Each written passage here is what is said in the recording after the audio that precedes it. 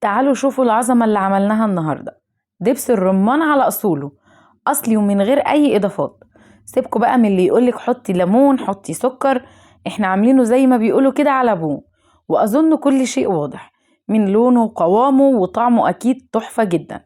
تابعي الفيديو للآخر علشان من النهاردة هعرفك ازاي تشتري الرمان. اللي أول مرة يشوفني، أنا ميمي ودي قناتي. اعملوا اشتراك وانضموا لأحلى عيلة. ولمتابعيني انزلوا حطوا اللايك وصلوا على رسولنا الكريم في الكومنتات عليه أفضل الصلاة والسلام. ويلا بينا على أجمد فيديو. طب يلا بينا. أول حاجة نفصص الرمان، واوعي تسيبي أي حباية من الرمان، لأن كل واحدة رمان فيها حباية رمان من الجنة، فاوعي ترمي ولا حباية منه. أنا معايا 9 كيلو من الرمان، ودول هيطلعوا كمية مناسبة جدا من دبس الرمان.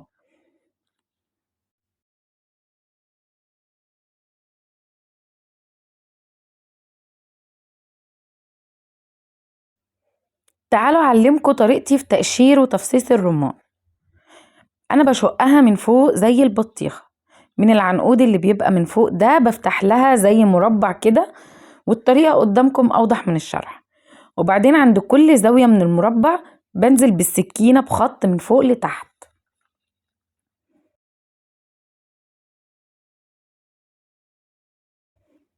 عشان تفتح معايا زي الوردة كده. بص ما شاء الله أحمر وحلو ازاي. وعلشان تضمني ان الرمان يطلع معاكي أحمر ومسكر، أول حاجة ما تهتميش الرمانة من بره لونها ايه. يعني مش ضروري علشان هي حمرة من بره بتكون حمرة من جوه كمان. امال اهتمي بايه؟ تهتمي بحاجتين. اول حاجة ان الرمانة تكون ناشفة، يعني لما تتكي عليها تحسي بالبذور بتاعتها ناشفة تحت ايدك. وتاني حاجة تكون الرمانة تقيلة مش خفيفة، يبقى وانتي بتنقي الرمان تكون ناشفة وحاسة ببذورها ناشفة جدا تحت ايدك، وتكون حباية الرمان تقيلة. خلصت تفريط الرمان، هضربه بقى في الخلاط من غير ولا نقطة مية ولا نقطة سكر، رمان بيور كده. وبعدين هعديه على مصفى. هعمل بقى كل الكمية بنفس الطريقة، هضرب في الخلاط وعدي على المصفى وانشفه جدا من كل المية اللي فيه.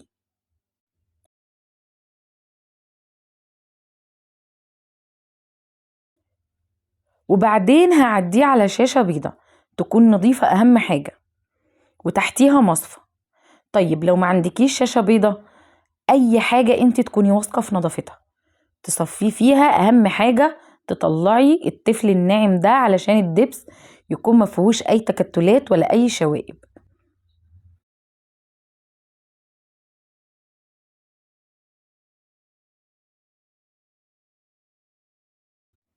بعد ما صفيته كويس جدا وشايفين قدامكم التفل اللي طلع في الشاشة، نزلت بيه بقى في حلة يكون واصل لحد نصها. بلاش تحطه في حلة صغيرة ويكون مليان، لانه لما بيغلي بيطلع رغاوي وممكن يفور منك على البوتاجاز وتبقي ضيعتي الوصفة كلها. نزلت بيه في الحلة وبعدين نزلته على نار متوسطة. حطيته على نار متوسطة وبدأت ان انا اقلب.